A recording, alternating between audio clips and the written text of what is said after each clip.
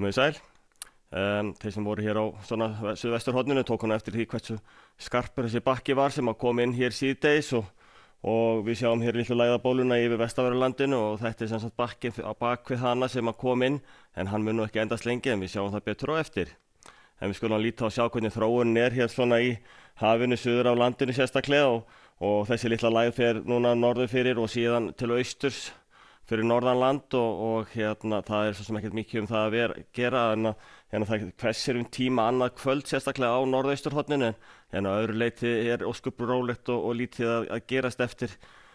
frá henni nema við sjáum hér á hitasviðinu að þetta kalda loft sem lúrir yfir Grænlandi það teygir sig svona í áttina til okkar og það kólnar sem sagt mjög skarpt með þessari suðvestanátt sem kemur hér í kjölfarið. En að öðru leyti svo sem ekkert mikið að vera það heldur að dragi úr mesta kuldanum hér svona þegar líður á morgundaginn en það verður svona fremur svona í kaldari kantinu hjá okkur engu að síður og þetta þá þróunin eins og hann núna klukkan 19 í kvöld það eru gula viðvaranir á Vestfjörðum og á Breiðafirði hún dottin út sem var sett inn hér fyrir Faxaflóann svona seinni partinn og meðan þessi skilabakki gekk hér yfir og við sjáum hér að hér á bakkinn að vera komin það langt inn á land að hann hættur að hafa áhrif hér svona í stærstu þéttbýliskjörnunum og ef við lítum það á þróunina þá detta þær út gulu viðvaranir þegar líður á kvöldið en síðan miðnætti svona rétt fyrir miðnætti þá kemur inn þessi suðvestanátt með éljónum og hún verður í raun ríkjandi hér á vestanverðu landinu og svo sjáum við hér að þessi bakki fer hér austur vel fyrir hádegi á norðausturhorninu þannig að hádegi á morgun gæti staðan verið þessu lík éljagangur á svona mestum hluta vestanverðs landsins það kannski einna helst á Vestfjörðum að það verði minni sig og þar verður vindur líka mun skaplegri en svo svona strekkingsvindur hér allra syðst og hitastigið svona og rétt undir frostmarki og sæmilega bjart á norðausturhorninu nema þá á Melrakkasléttu og Langanesi en það mun síðan létta til þar þegar líður á. Þróunin síðan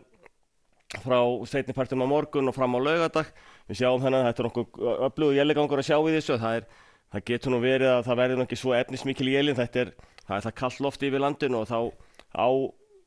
eiga þessi él svona erfiðara með að halda í mikinn raka þannig að efnislega séð verða þau kannski ekkert sérlega mikil en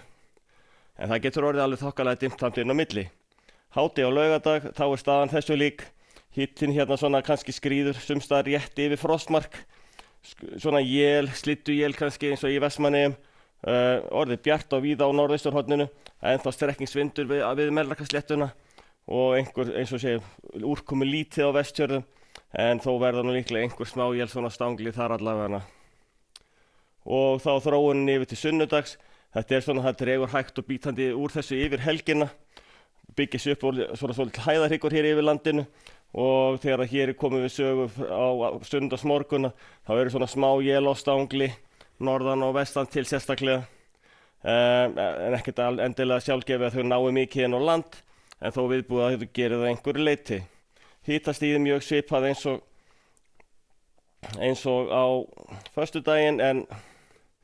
síðan ef við lítum á sunnudag þá þetta svona svipað, það andar aðeins norðlægur hérna við norðurströndina og það viðbúið að þessi bakki komi inn svona þegar líður á daginn á norðvesturhornið en svo sem ekki neitt óveður í því